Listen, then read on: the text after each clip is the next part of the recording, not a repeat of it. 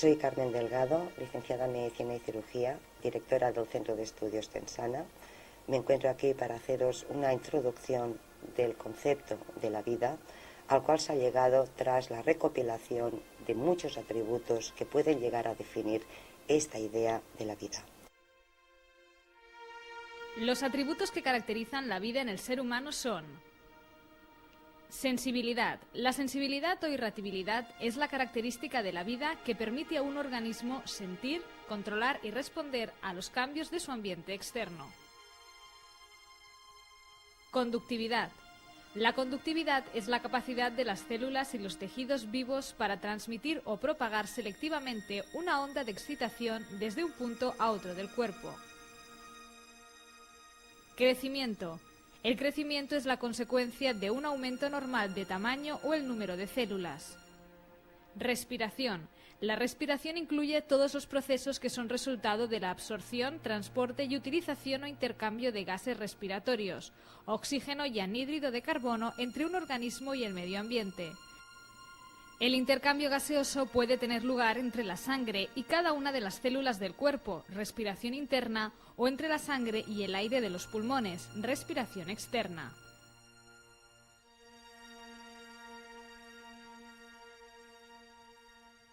Nutrición. La nutrición es el proceso por el cual los alimentos son desdoblados en sustancias más simples que pasan a la sangre y son utilizadas por las células del organismo. Secreción. La secreción es la producción y liberación de sustancias con funciones específicas, como los jugos digestivos y las hormonas, para las distintas funciones corporales. Excreción. La excreción consiste en la eliminación de los productos de desechos producidos durante muchas funciones orgánicas. Circulación. La circulación es el movimiento entre una parte del cuerpo y otra de los líquidos orgánicos y otras muchas sustancias. Reproducción. La reproducción consiste en la formación de un nuevo sujeto y también en la formación de nuevas células mediante la división celular en el cuerpo para permitir el crecimiento, la reparación de las heridas y la sustitución regular de las células muertas o envejecidas. Cada una de estas características de la vida está relacionada por la combinación de una serie de reacciones físicas y químicas que en conjunto van a recibir el nombre de metabolismo. Un ser vivo es un sistema en equilibrio en el que existe una coordinación de todas las reacciones químicas que en él tienen lugar, metabolismo, para lograr una autoconservación y una autorreproducción.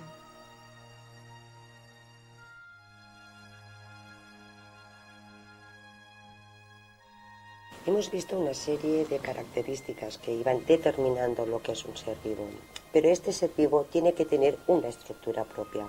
Para poder alcanzar esta estructura propia, las investigaciones han demostrado que hay una serie de niveles de organización para poder llegar al concepto de un propio ser vivo.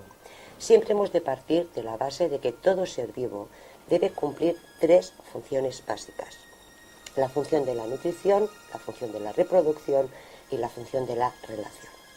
Para poder llegar a tener una estructura adecuada para poder realizar estas funciones de vida, hemos de ver que se realizan una serie de fases. Una primera fase o nivel le llamaríamos el nivel atómico, el cual es la unión o la estructuración de pequeños elementos llamados átomos o bioelementos que se van a agrupar entre ellos, se van a coordinar y a conjuntar para dar un segundo nivel que llamaremos el nivel molecular. Estas moléculas por sí mismas no tienen una función determinada, deben organizarse entre ellas, deben conjuntarse para poder dar el tercer nivel, el que llamamos el propio nivel celular. Este sí que ya es el primer nivel de vida, con estas capacidades que hemos comentado de relación, nutrición y reproducción. A su vez, estas pequeñas estructuras de vida propia se reorganizan entre ellas, dándonos el siguiente nivel, que es el nivel llamado nivel hístico o de los tejidos. De este modo podemos ir formando ya los tejidos de lo que será un gran y nuevo ser.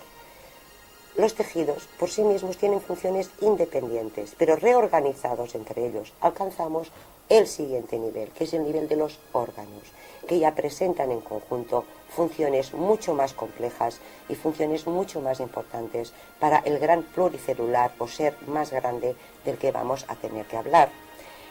Estos órganos, que tienen funciones independientes cada uno, a su vez se reorganizan entre sí mismos para llegar al último nivel, que es el nivel de los sistemas.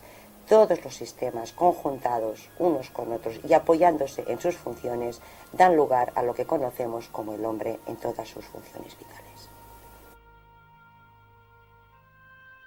El nivel de organización más sencillo de la materia viva es el de los bioelementos, es decir, el de los elementos presentes en los seres vivos. Hay más de 100 bloques químicos de construcción de la naturaleza, llamados átomos. Son diminutas esferas de materia tan pequeñas que son invisibles. Todo ente material de nuestro universo, incluido el cuerpo humano, está formado por átomos. Destacan como formadores de materia viva el carbono, el oxígeno, el hidrógeno, el nitrógeno, el fósforo y el azufre.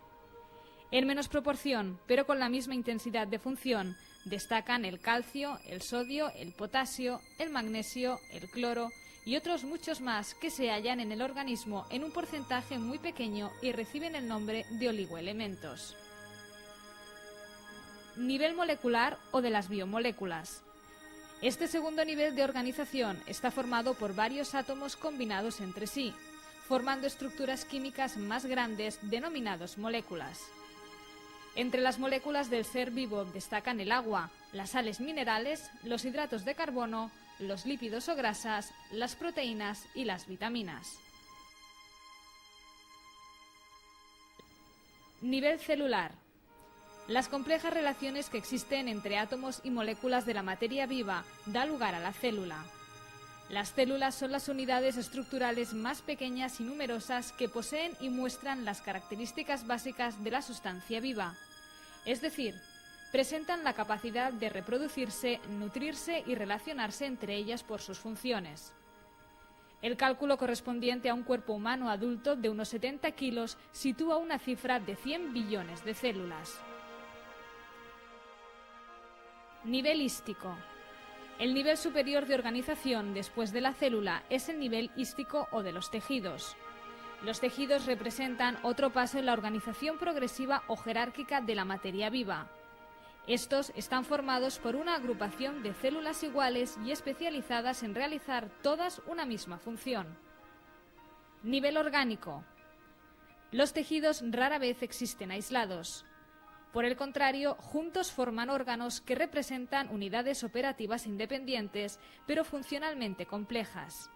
Cada órgano tiene una forma, tamaño, aspecto y situación en el cuerpo único, y todos ellos pueden identificarse por el tipo de tejidos que los forman.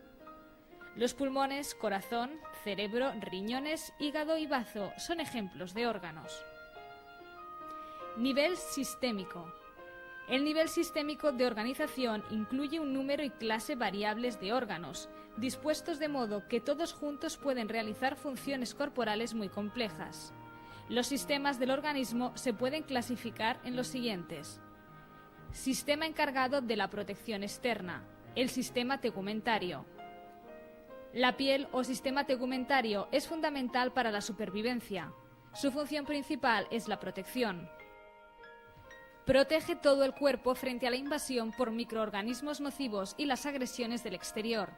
Además, la piel sirve para regular la temperatura corporal, sintetiza importantes sustancias químicas y hormonas y funciona como un complejo órgano de los sentidos. El sistema tegumentario está formado por la piel y sus anejos, pelo, uñas y glándulas especiales, glándulas sebáceas y sudoríparas. Sistemas encargados del soporte y movimiento. Aparato esquelético. Está formado por huesos y los tejidos relacionados como el cartílago y los ligamentos que juntos proporcionan al cuerpo un marco rígido de soporte y protección. Además, el sistema esquelético hace posible el movimiento gracias a las articulaciones. Los huesos también sirven como reserva para el almacenamiento mineral e intervienen en la hematopoiesis o formación de las células de la sangre. Aparato muscular.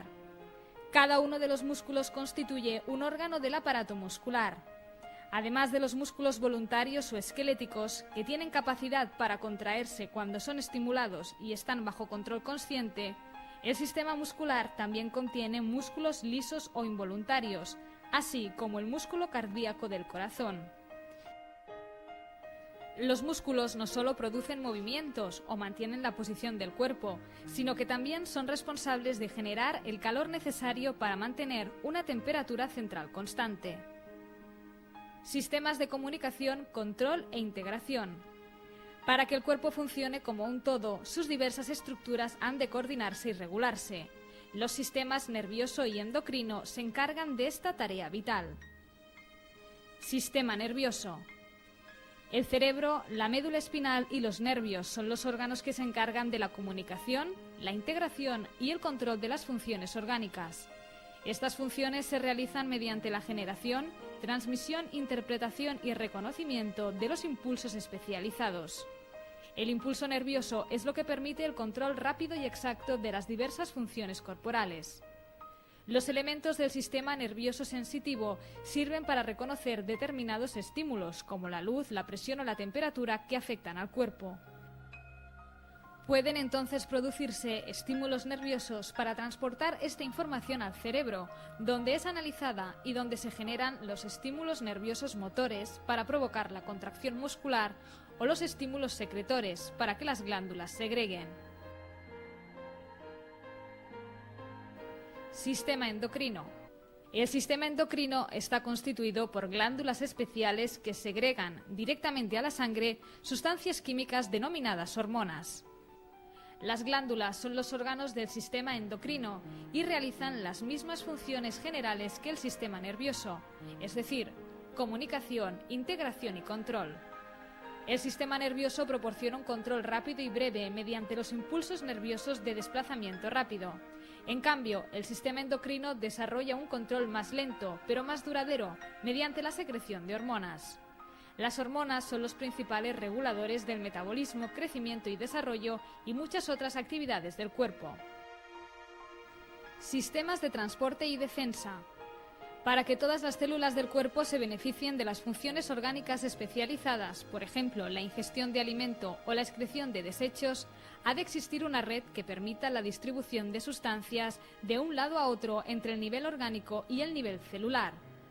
La red de distribución del cuerpo es el aparato cardiovascular. La respuesta inmunitaria y el mecanismo de defensa del cuerpo utilizan el sistema cardiovascular y linfático. Sistema cardiovascular. El sistema cardiovascular consta del corazón y de un sistema cerrado de vasos conductores llamados arterias, venas y capilares. La sangre contenida en el aparato circulatorio es bombeada por el corazón dentro de un circuito cerrado denominado aparato vascular que recorre todo el organismo. La principal función del aparato cardiovascular es el transporte del oxígeno y anhídrido de carbono, de los nutrientes, hormonas, productos de desecho y otras importantes sustancias. Sistema linfático. Este sistema está constituido por la linfa, los vasos linfáticos, los ganglios linfáticos y órganos linfáticos especializados como el timo y el bazo. Las funciones del sistema linfático son el movimiento de líquidos y de ciertas grandes moléculas, como las proteínas, desde los tejidos hasta la sangre, así como el movimiento de nutrientes relacionados con la grasa desde el tubo digestivo, donde son absorbidos de la circulación general. Sistema inmunitario. La respuesta inmunitaria está íntimamente implicada con el sistema linfático. Sin embargo, en lugar de un grupo de órganos especializados, se dice que el sistema inmunitario es un sistema funcional. Está formado por células y moléculas especializadas que confieren protección y resistencia frente a la enfermedad. La capacidad de resistir infecciones, para luchar contra el cáncer y muchos tipos de enfermedades, se basa en el correcto funcionamiento de nuestro sistema linfático y en la inmunidad. Sistemas de elaboración, regulación y mantenimiento. Los nutrientes y el oxígeno se aportan a las células a cambio de los productos de desecho, que son eliminados gracias a los aparatos respiratorios, digestivo y urinario. De este modo contribuyen al mantenimiento de un ambiente estable para las células del cuerpo. Aparato respiratorio. Los órganos del aparato respiratorio son la nariz, la faringe, la laringe, la tráquea, los bronquios y los pulmones. Juntos, estos órganos permiten el movimiento del aire a los diminutos sacos de pared fina de los pulmones, denominados alvéolos. Es en los alvéolos donde el oxígeno del aire es intercambiado por el producto de desecho de las células, el anhídrido de carbono, que es transportado a los pulmones por la sangre, de modo que pueda ser eliminado del organismo. Aparato digestivo. Los numerosos órganos del aparato digestivo son la boca, la faringe, el esófago, el estómago, el intestino delgado, el intestino grueso, el recto y el conducto anal. Estos órganos forman un tubo abierto por ambos extremos al que se denomina aparato gastrointestinal. Los órganos accesorios de la digestión contribuyen al correcto funcionamiento de todo el sistema, pero no forman parte del aparato gastrointestinal propiamente. Estos órganos son los dientes, la lengua, las glándulas salivares, el hígado, la vesícula biliar y el páncreas.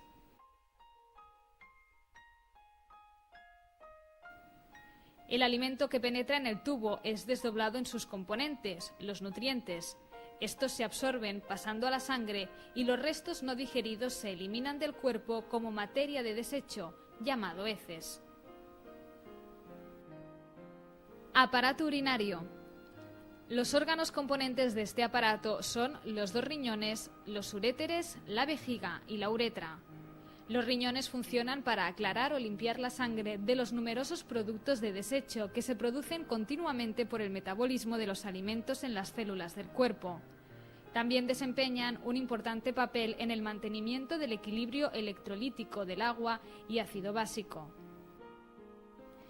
El producto de desecho producido por los riñones se denomina orina. Una vez producido, sale de los riñones por los dos uréteres y va a la vejiga urinaria, donde es almacenado. La orina sale de la vejiga al exterior del cuerpo a través de la uretra.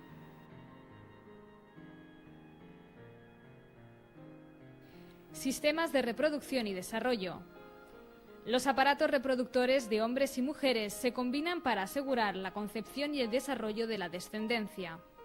El correcto funcionamiento del aparato reproductor garantiza la supervivencia del código genético de cada ser vivo.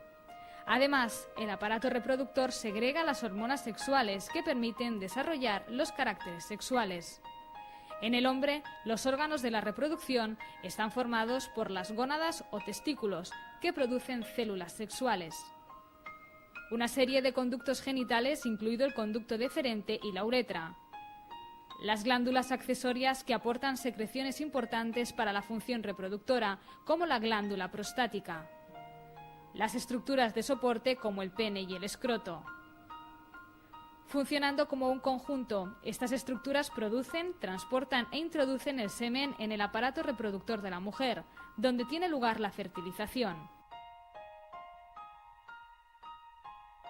Las gónadas femeninas son los ovarios. Los órganos accesorios son el útero, las trompas uterinas, de Falopio y la vagina. Las mamas o glándulas mamarias también se clasifican como órganos sexuales externos, accesorios y encargados de la alimentación del nuevo ser. Los órganos de la reproducción de la mujer producen células sexuales u óvulos, reciben las células sexuales masculinas y permiten su fertilización y transporte al útero y el desarrollo, nacimiento y nutrición de la descendencia. La función de todos los sistemas de los que hemos estado hablando hasta este momento nos lleva a llegar a la conclusión de que todo organismo debe tener unas características de funcionalidad que deben encontrarse dentro de unas valoraciones estables y permanentes. Todo ser vivo, el hombre en este caso, que es el que nos interesa más, está rodeado de un medio externo, el cual está variable constantemente, desde condiciones climáticas, radiaciones, etc. En cambio, su medio interno siempre se encuentra dentro de unos límites de constancia o de seguridad. Estos límites vienen determinados por la propia temperatura, la concentración de sus componentes sanguíneos, las contracciones cardíacas que presenta nuestro corazón. Si estas variaciones salieran de los límites de la normalidad o de la constancia del medio interno, entraríamos en la fase del desequilibrio y de la enfermedad.